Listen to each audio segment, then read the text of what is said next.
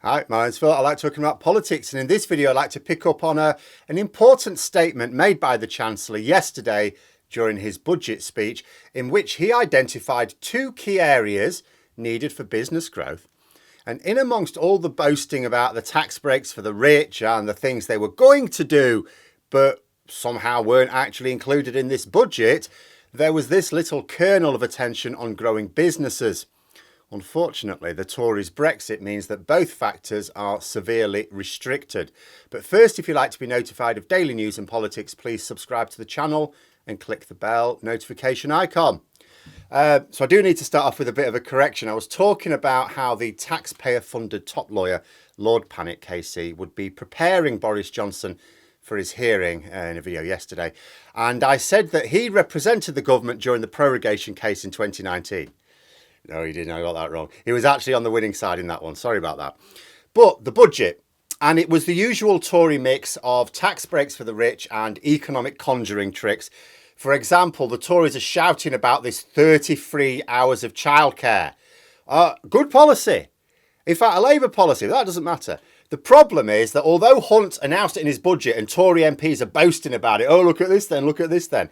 It's like, okay, so are they getting that from April? Because that's when the budget comes into effect. Is the extra childcare coming into effect in April? Oh, no.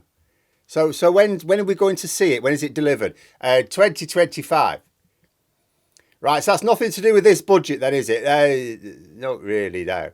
And 2025, we'll have had another general election by then, won't we? So that'll be when Labour are forming a government. So what Hunt was actually boasting about is a policy, a Labour policy, that Labour will actually be delivering. But he wants the plaudits for it.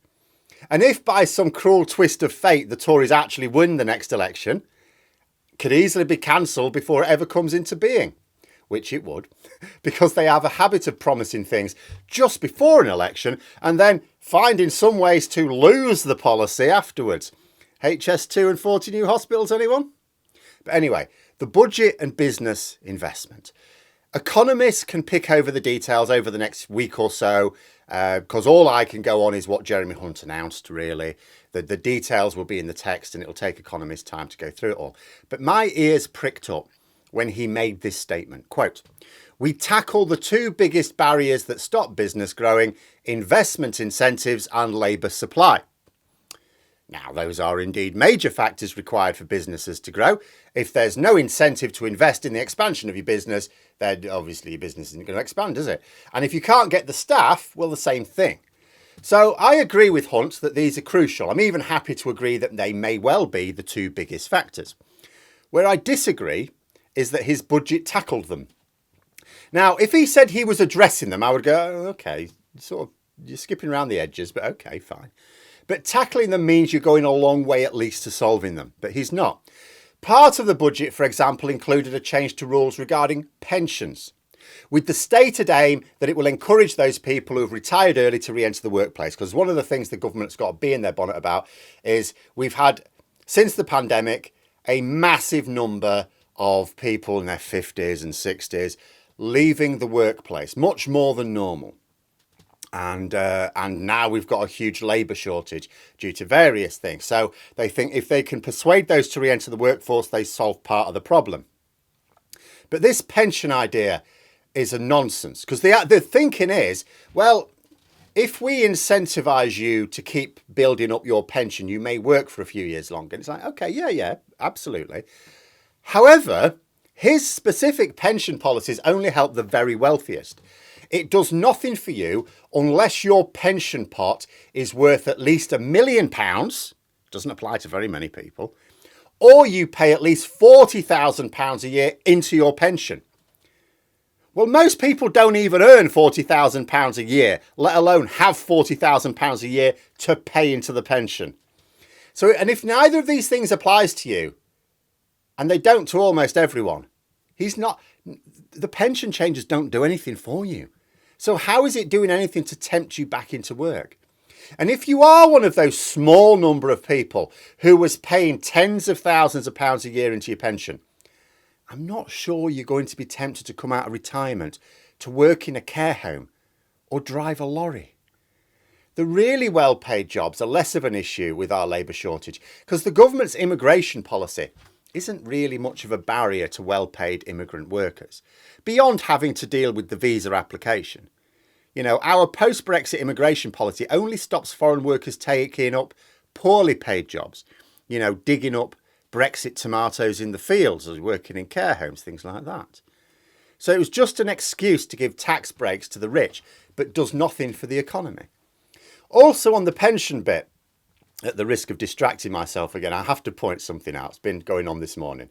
Another little bit of a trick that the Tories are pulling. I'm actually going to say this is a cunning trick. I approve of this trick from a purely strategic point of view. So Labour have announced that they will be opposing this raising of the pension cap, which, as I say, only affects people with a pension pot of like £1 million, which isn't that many people. So the Tories are now calling hypocrisy on Labour, going, oh, last year your Shadow Health Secretary, Wes Streeton, announced that Labour will be lifting the cap for doctors. This is hypocrisy, isn't it? It's like, no. Labour are opposing the cap being lifted as a general measure, universally. They support lifting it for specific workers to avoid early retirement, in a way that benefits society. So doctors in this case, try and avoid doctors retiring early, lift the pension cap for them. But not on, say, bankers. We don't give a monkeys how early they retire. So there's no hypocrisy in Labour's position. They're fine with lifting the cap where there is a benefit to society, but not universally. But it is a clever trick by the Tories, isn't it, to conflate the two policies and pretend that Labour are shifting ground. The Labour front bench are going to need to make sure they call this nonsense out from the Tories immediately. As for letting people who are too sick to work still work, well, they're too sick to work. They're not going to be that productive even if they try. Also, the huge labour shortages aren't addressed here. Part of the labour shortage is not just about bodies. And again, it ignores the fact that sometimes where the bodies are isn't where the work is. You know, you've got lots of vacancies in some parts of the country with very low unemployment, and where you've got high unemployment, you don't have the jobs vacancies. But also there's an issue of skills. You know, like I alluded to before, working in a care home, lorry driving. Well, working in a care home, you know, there's skills you'll pick up, but you don't necessarily need the skills to get the job. Driving a lorry, you need the skills before you get behind the wheel. You know, where are the skills investments coming from? Where's the extra money to get education back to where it was before the Conservatives took over, including adult education? Reskilling funding. Nowhere to be seen. As for incentives, the best incentive you can give any business is the customers to sell to. That's how you get a business to grow. Make sure they've got plenty of customers. Letting them keep more of their profits with tax breaks, that only works if you're making a profit. If investing will help them make a profit, they will invest. Doesn't matter about the tax. They will invest. Yes, business owners and CEOs will say that they like lower taxes and you know, some may relocate to a country with a kinder tax burden, but the rate of tax doesn't stop them investing. Only whether the investment will turn a profit. That is the only, you know, if you've got a business and you think to yourself, right, we're doing really well here. If we opened up a shop or whatever, an outlet in the next town, we think that'll do really well as well, because we know a lot of people come from that town here, so we'll build up a shop there. Has anyone ever thought to themselves, oh, but the tax rate's a little bit high, so we won't bother? No, if you can invest and do that, you will do so. And if you need to get a bank loan to do it, you will do so, because you're going to make money. That's all that matters. Will the investment turn a profit? If the answer is yes, you will invest. And this notion that businesses will flee the country if taxes go up is a nonsense. Some headquarters can move about a bit, but they don't add much to the economy. And if a country is making a profit in the UK, it will remain in the UK. I remember when people were saying this in the 90s, how businesses would flee if Labour won the election in 97. Labour won the election in 97. Did they flee? No. But what has provably hit investment is Brexit. Ever since the Brexit vote, our investment has stalled very badly. We've had business leaders, both British and foreign, explaining exactly why this is. They said there are two barriers to making decisions to invest in Britain. The first is uncertainty about the regulatory framework. After the vote, nobody knew what the trading conditions were going to look like in 5 to 10 years, you know, with Brexit. Even now, nearly 7 years later, the government still cannot tell businesses what the rules are going to be like in a year's time, let alone 5 to 10.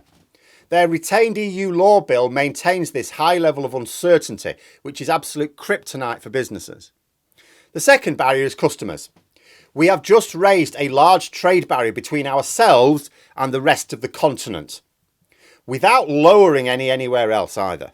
Our post-Brexit trade agreements with other countries either do nothing extra for our exports or actively make them worse. Since we agreed the trade deal with Japan, our trade with them has suffered. The government's own figures showed that our exports of both goods and services to Japan went down after that deal. Creating trade barriers with the massive market of customers on our doorstep, wealthy market of customers as well, cannot be compensated for with tax breaks. Tax breaks let people keep more of their profit. Doesn't have any real impact on investment. And it doesn't do anything if you're not making a profit. You don't tax people if they don't make a profit anyway. Another incentive to invest is infrastructure. Where are the plans for that? The transport links. Oh yeah, we've scaled our transport plans down. Okay. The good quality broadband. Yeah, we're not doing that. Schools and colleges, skills training. No. Hospitals. No money for those. So actually that means less money for the NHS because there's no extra money, because inflation's going up, which means that whatever they'd already budgeted for is worth less now because of inflation. So actually the NHS budget has effectively come down in real terms. Yet all of these things are vital for a business to grow. They need the schools and colleges to provide the skills that they need of the local workforce. They need the hospitals and GP surgeries so that when one of their workers becomes sick or injured, that they're healed quickly and back up to full productivity. If you don't have that, if you've got waiting lists of years or you've got a queue of ambulances outside, then, your workers aren't at work. The transport links, broadband, you need that. We're not giving it to them. All of these are vital for a business to grow. Where are they in the budget? Nowhere. Jeremy Hunt is correct in saying that if you want to allow businesses the right environment to grow, you need to tackle investment incentives. You need to tackle the labour shortage, but he hasn't done either. And Brexit is a severe limiting factor even if he tried. What he's actually done is introduce a load of tax breaks for the wealthy, and he's pretended that he's doing it to try and boost investment. But it won't work because it's what's known in the industry as bollocks. But even if we heard a budget that really tried to boost growth, we will do in 2025, assuming things go as planned, there'll still be the Brexit effect. How do you deal with labour shortages when workers around Europe, even if you look at the immigration policy and go, look, where we cannot get people in this country to fill these vacancies, we need to attract foreign workers. Even if you change your immigration policy to recognise that fact, you still have a problem because workers around Europe, if they want to work in Britain, they need to go through all the onerous red tape of applying for visas. Whereas they can work anywhere else in Europe just by showing up as if it were their own country. How do you allow businesses to grow when it costs too much and takes too long to deliver to customers even on your own doorstep? These are the constraints that our extreme Tory Brexit has landed us with, and which will ensure that even if we get our economy moving back in the right direction, we are going to remain shackled until that ends. That is going to limit the speed of growth for some time. But there we are. Those are my thoughts. Let me know yours in the comments below. I hope you found the video interesting. If you did, please click the like button. And if you'd like to support the channel further, the join button for memberships. And until next time, I'll see you later.